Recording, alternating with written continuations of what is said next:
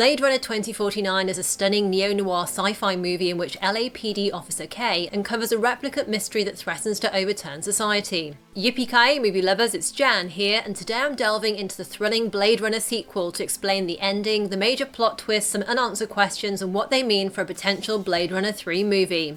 I'm also starting my 2049 giveaway for one of these Blade Runner Funko Pops. For a chance to win, make sure you're subscribed to Flicks in the City and let me know your thoughts or theories about the movie in the comments below. Quick warning, I'll be diving deep into the world of Blade Runner 2049 and discussing spoilers, so take care if you've not seen the movie yet.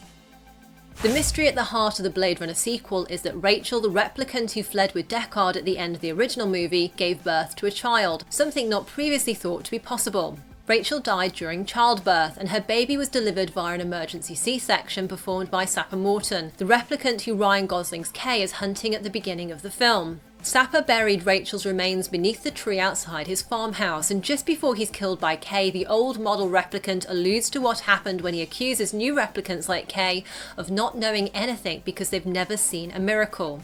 Back at the LAPD, after the bones have been analysed, revealing that a replicant gave birth, Kay's boss, Lieutenant Joshi, played by Robin Wright, explains that public knowledge of this secret would shatter the current status quo, because the idea that a replicant can give birth means they're no longer dependent on their human creators or masters for their existence, and that they're more human than humans, or as Kay says to Joshi, to be born is to have a soul. Joshi considers the revelation to be far too dangerous and orders Kay to destroy all evidence. But as he continues his investigation, Kay finds himself on a path that appears to be leading him to the conclusion that he is the missing child that Rachel gave birth to.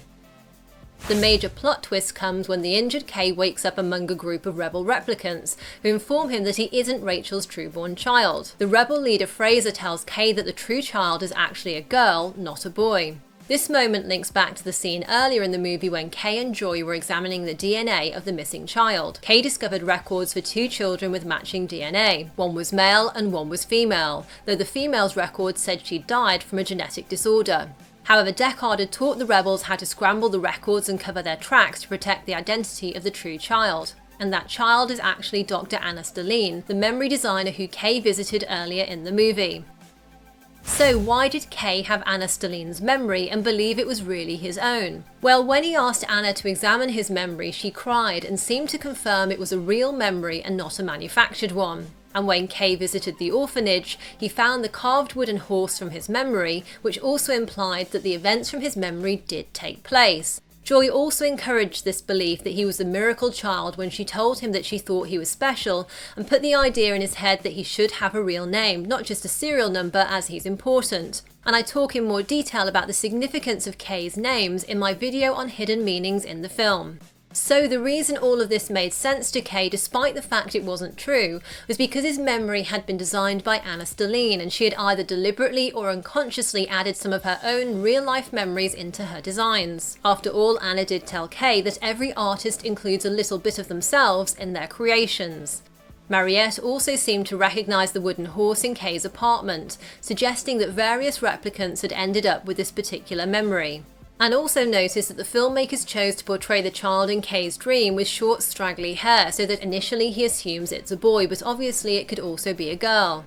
By the way, the presence of the toy horse in 2049 is a neat callback to the unicorn in Ridley Scott's Blade Runner, and therefore a link to Harrison Ford's Deckard.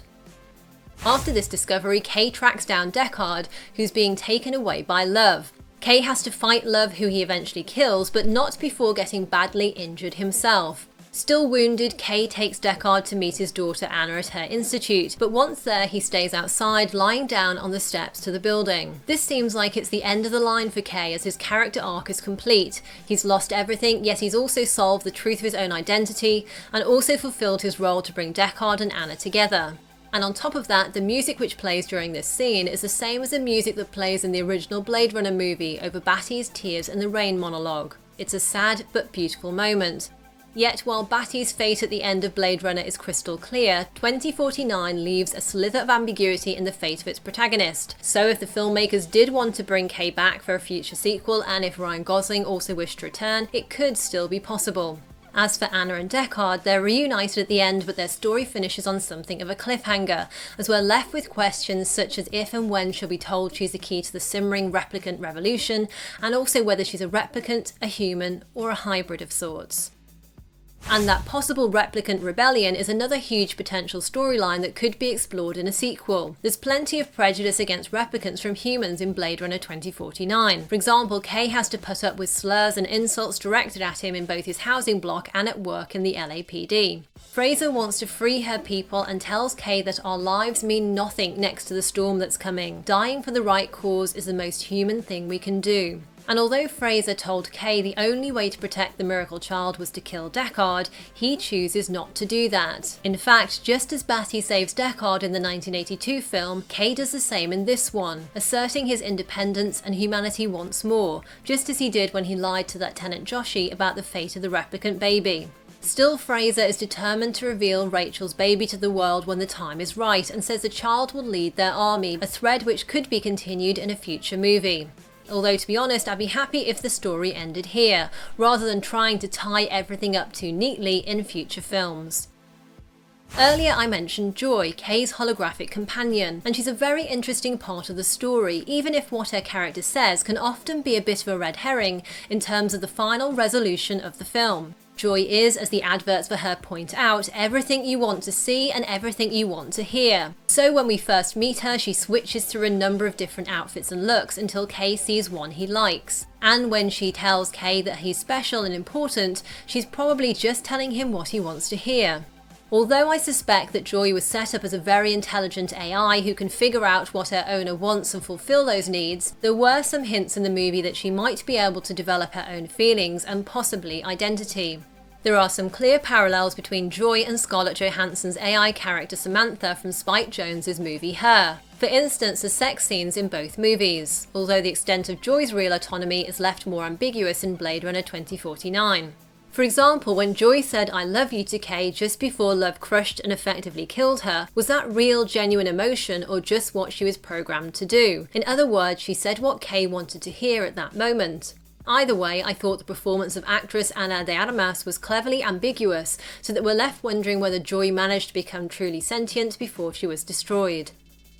Niander Wallace, who has something of a god complex and calls his replicant creations angels, is also on the hunt for the missing replicant child. He wants to create millions of new replicants as he believes they are the key to rebuilding the Earth's environment and eventually colonizing the stars. Wallace's view of history is that civilizations only advanced when they were willing to harness the power of a slave population, and he sees replicant reproduction as a solution to creating new replicants en masse. Wallace has always been willing to push the limits of technology in pursuit of his own agenda. For instance, he was the one who got replicant prohibition repealed when he developed a new model which he demonstrated would always obey and never rebel.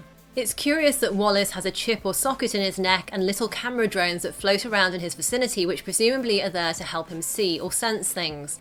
His visual impairment could be a metaphor for his worldview, as although he understands the power of replicants, he's blinkered and only wants to use them for one purpose, as slaves. But even his most trusted replicants like Love appear to have possible design defects. For example, Love seems to respond emotionally in particularly stressful situations, such as crying just before Wallace slices open the belly of his newborn female replicant, or when Love realises she has to kill Joshi. Unlike Love though, Wallace clearly appears to have survived the movie, so has the potential to reappear in a future story or sequel.